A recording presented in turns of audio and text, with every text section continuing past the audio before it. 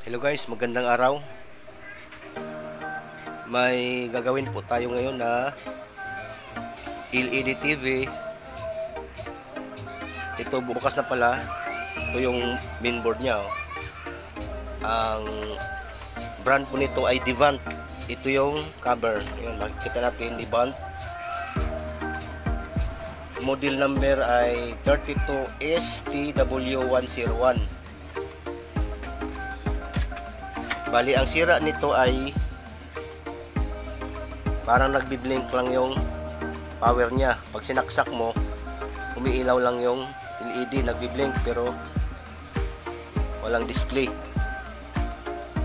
Saksak natin para makita nyo ang problema.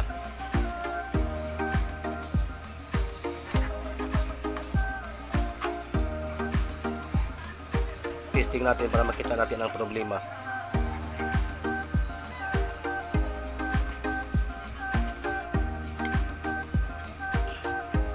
Ayan, nakasaksak na yan, oh. Ayan, oh. Kita nyo, oh. Nagbi-blink lang, oh. Yung ilaw, oh. Ayan, oh. Tingnan natin, baliktarin natin.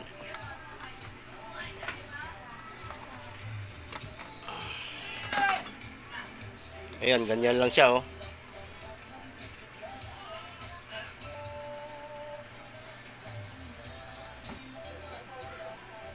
Ayan, nakita nyo, kumukurap-kurap lang yung backlights. Kaya yan ang gagawa natin ng solusyon. Check natin yung mga voltahe.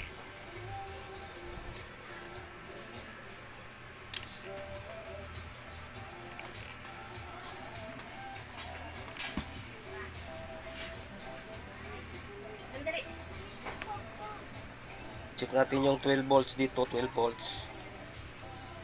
Ito yung 5 volts dito. Ayan, magsusukat tayo ng voltahe. Set natin yung tester sa volt setting DC. Ayan. Tapos lagay tayo ng ground. Sukatan natin yung 12 volts. Tapos tingnan yung voltahe. Tingnan natin yung voltahe, 12 volts. Ito yung 12 volts dito sa may diode.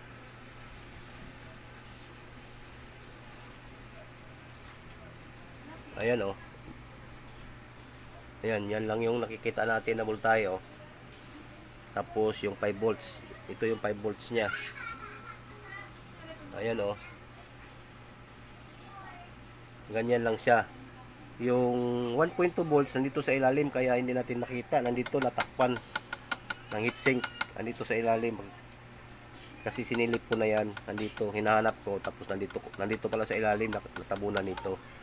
Ang problema natin ngayon, bakit siya nagbe-blink? Hinang ko itong backlights. Ihang natin yung backlights. Bunutin ko muna.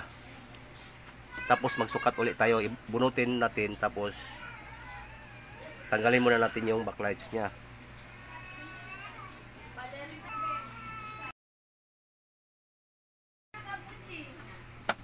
Kasi nag-analyze tayo kung ano ang problema nito. Bakit kumukurap-kurap lang?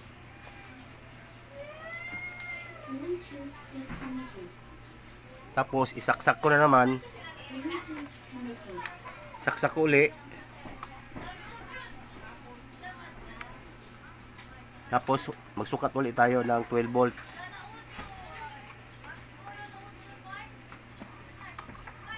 Ayan, sukatan natin yung 12 volts. Ito.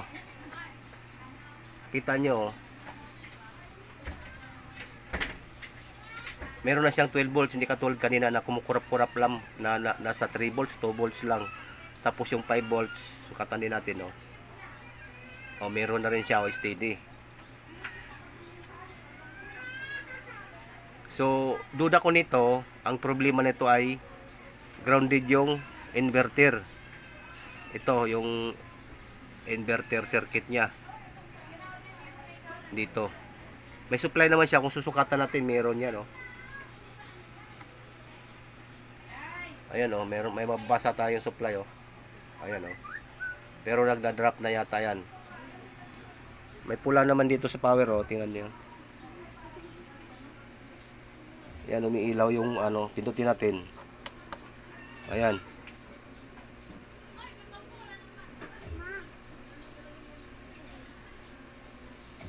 So, yan ang pinaka-on niya. Pag nawala yung pula, naka-on na yan. So, ayan yung ano, mataas yung supply niya, 121 volts sa backlights. Kasi wala pang inverter, backlight. Hindi pa nakasalpak yung backlights niya. Oh. Pero pag meron yan, bababa yan. So, ang gagawin ko nito, maglalagay ako ng backlight inverter. Subukan natin kung magkakaroon siya ng display. Tapos babalik tayo dito sa video ko kapag nalagyan ko na ng backlight inverter, yung separate na backlight inverter. Putulin ko muna ang video.